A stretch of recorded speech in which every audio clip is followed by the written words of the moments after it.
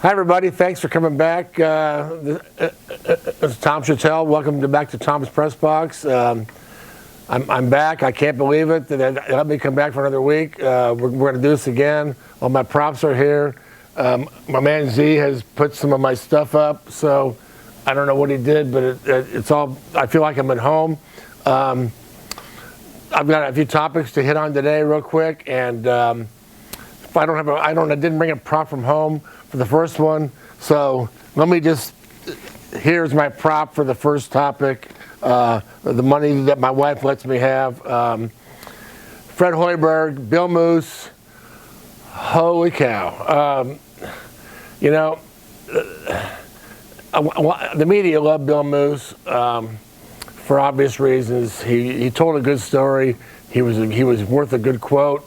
Always available. He was cocky. He was fun. He would say stuff that you could write, and so. And I always found him to be a good guy and fairly straightforward. Well, let's strike some of that. There was a story we had in the World-Herald this week. Sam and Jimmy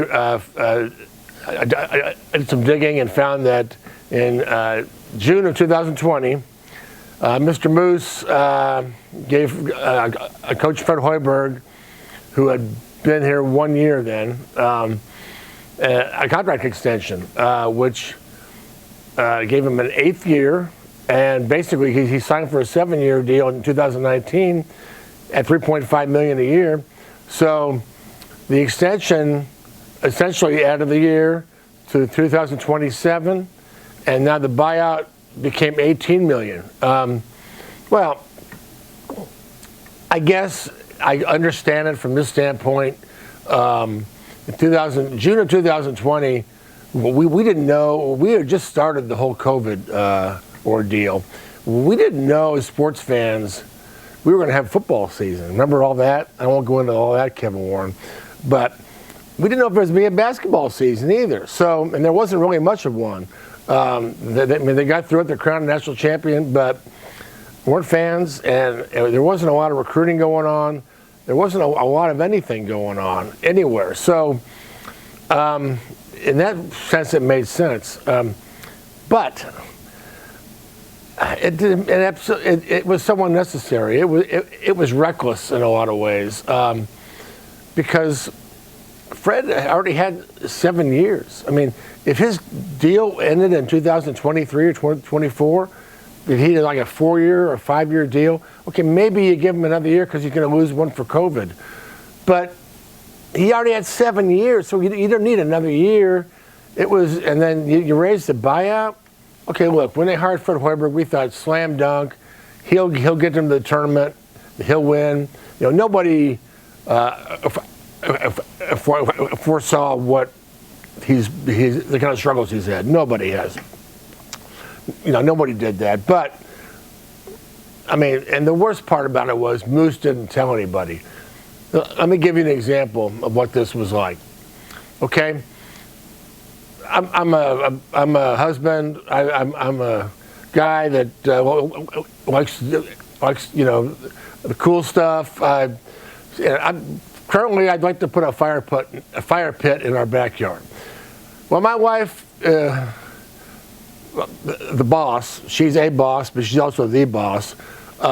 She's probably not very keen on that idea. She wants to pay down some stuff, so this would be like, if I went to her and said, she's probably watching this and she's laughing, I want to put a fire pit in our backyard.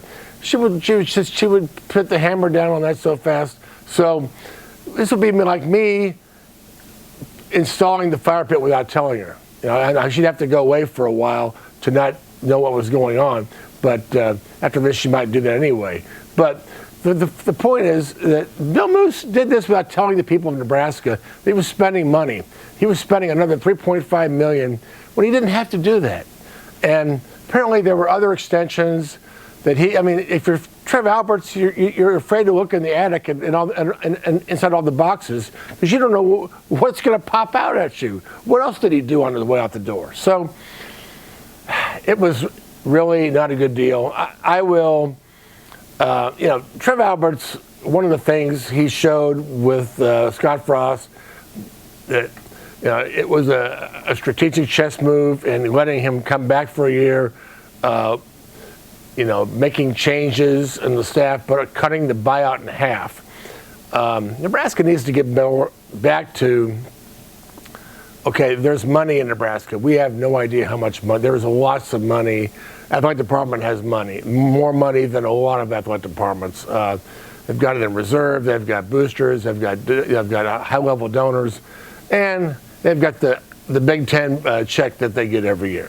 And that's going to go up considerably in the next 2 or 3 years. So Trev Alberts is going to have money. He'll be spending all his time counting money. Well, but that's not. The Nebraska needs to get back to not throwing money at everything, and just can we have the money? If we need to do it, we'll do it. We need to change the stadium. We need to add a weight room. We need to we need a certain coach or coaching. Make sure that the coordinators are paid. We can do that, but just stop throwing money around. That was never the Nebraska way. It was always common sense, and sense is spelled with an S or a C in that sense. I like the word sense today. Anyway, they need to get back to the thing where it's about being smart and hard work and development. And yeah, we have the money, but that's not necessarily who we are. Money can't buy you love or championships. Ask Texas. It doesn't always. Yes, you need to have money to get great coaches, but as we've seen work out in football and basketball, how's that worked out so far? So it isn't always the answer. So I look forward to having Trev Alberts change the culture of Nebraska back to where, or maybe move it forward. That was so far long ago. We half the people don't even remember. So it would be something new, but go back to the Nebraska way of, maybe, not being simpler, but just here's our deal. We're not going to be. It isn't for show. We're not in this for show. We're in this for ordo. We're in this to do things the right way, and win championships. So that I'll have more in my column later this week on Hoiberg and what he should do. I'm always happy to tell people, especially coaches, what they should do. They never listen anyway, so don't worry. But I'll have more on that later this week, my column. But no, okay. Secondly, I got to tell you about something I did. It's a little crazy yesterday, but it was fun. I did something fun. When you're 60 plus years old, you can do stuff and not have to tell anybody. I mean, maybe except your wife. But I drove to Lincoln yesterday. I did not get to go to the Nebraska-Illinois game last night. I had a couple Outland Trophy dinner things that I had to do here in Omaha. But I went to Lincoln because I wanted to meet Brad Underwood, the Illinois basketball coach. Why would you want to meet the Illinois basketball coach? Good question. Because I covered him. I'm old enough now where I've covered everybody. People that I've covered now have kids that are having kids. So everybody's older, and I'm really older. But I wanted to meet him. He's a Kansas native, McPherson, Kansas, and he played at Kansas State, 1984, 1986 for Jack Hartman, the legendary Jack Hartman of Manhattan, Kansas. And I wanted to meet him. I just wanted to talk to him about those days. I don't really remember Brad that well. I think he was a guard, about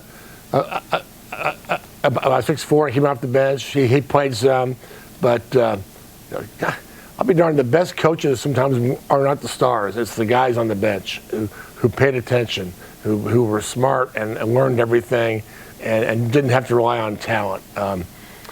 So he's a hell of a coach. But anyway, I got to go to the shoot around yesterday. It was about noon, and I had to wait outside. They have the curtains all closed off in the Pinnacle Bank Arena. They're going through plays. They're taking shots. They want to be private, so that's fine. I've sat outside and hung out with a couple security guards. One was from Waco, Texas. We talked about the Big 12. Other guys, Mom used to work at the World-Herald back in the early 70s. We talked about the old days of the World-Herald. I wasn't here for, but and then I finally got to go in and see Coach Underwood. And he shook my hand, and we talked for about 10 minutes about Jack Hartman and the games he played. The time Hartman had the heart attack and had to go to the hospital after practice, and K-State's next game the next night was in Lincoln. I think I was like 85. And so he talked about having to play at Nebraska right after that, and the old Ahern Fieldhouse and the old Big 8 days, and it just kind of warmed my heart. I'm still a Big 8 guy. It's a Big 8 thing to do, but it was just funny watching him talk about all that stuff. He also had a big smile on his face.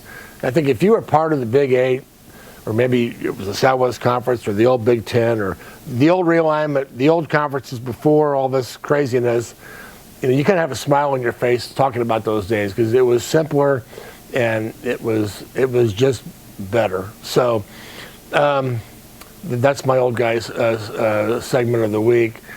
Finally, and I will say one more thing about Coach Underwood. He said something last night that I will touch on later this week about Nebraska. He loves Bryce McGowan. Said he's one of the best freshmen in the country. But he said you don't win games with freshmen, or I think the way he said it was freshmen don't win games. It's the veterans and the older guys you have. And I hope that resonates with Coach Hoiberg, because he's got to get to that point anyway. I will. That was some old Big 8 small town Kansas common sense there that I really like. So finally, I just want to give a nod to Bob Mancuso Jr. and the Omaha Sports Committee for this is the 25th year of the Outland Trophy dinner in Omaha, and it's been beyond what I ever imagined. Who cares what I think? Well, back in 1995, I was talking with my good friend Steve Tiger Richardson, the executive director of the Football Writers. Football Writers run the Outland Trophy. They run the voting of it, and they hand out the trophy. And back in the early 90s, the Outland Trophy was in Oklahoma City as part of a Jim Thorpe Award, and it was the JV event. It was the undercard, the warm-up act, if you will. I just say, you know what? The Outland Trophy is nobody's warm-up act. It's like the Heisman Trophy for linemen. It's like probably the second biggest award behind the Heisman, I think. Some would say the Lombardi, but I'll stick with the Outland. And I thought, why don't we have that in Omaha? And we were trying to find stuff to do in Omaha, and so I made a pitch, and it took a year or so. I remember being on the phone with, back then Bob Mancuso. There wasn't a sports commission. He was the sports commission, and he was running things in the Civic Auditorium, and he was in control of a lot of these events. And so I went right to him, and it took him about almost a year to kind of convince him and to give him the vision of what it was supposed to be. I think he wanted it to be like the Heisman, where you have live TV in Omaha and you announce the winner. They do that on the ESPN show every year, on the ESPN Awards show. But I said, we need to have a dinner. We need to have a place for the guy. And so what better place than Omaha, Nebraska, to treat offensive linemen like gods, like rock stars. So that's what in the 90s, Nebraska, some of the greatest Nebraska offensive linemen in school history were coming through the program. So it made a lot of sense. And so we got it done. 97 was the first one. First winner was Aaron Taylor, Nebraska's center and guard. And I remember we had the old Holiday Inn out there on 72nd. You had a packed house in that big old ballroom. And we had people hanging outside who couldn't get in, who just wanted to see it. Osborne was there, and he just retired. It was a wonderful deal. But it's we've been at the Holiday Inn, we've been at the DoubleTree for many years, and now we're at the Hilton which is a fantastic venue. We have the Tom Osborne Award tonight with Will Shields is back to do that. And of course the Husker Senior Awards will be there, and Damian Jackson, the Husker Navy SEAL, is getting an Armed Forces Award. So it should be a fun night.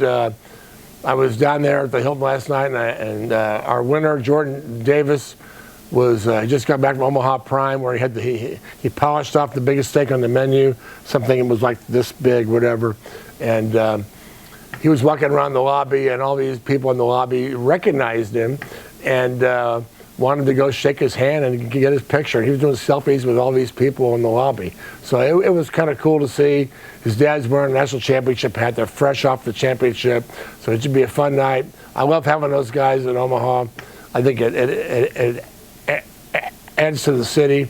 And again, I just want to thank Bob Mancuso and all the people who've done all the work for this, for kind of realizing the whole dream, the vision, which was something stupid that a sports writer came up with. So anyway, that's all for this week. Thanks for watching and coming back, and we'll do this again next week. Until then.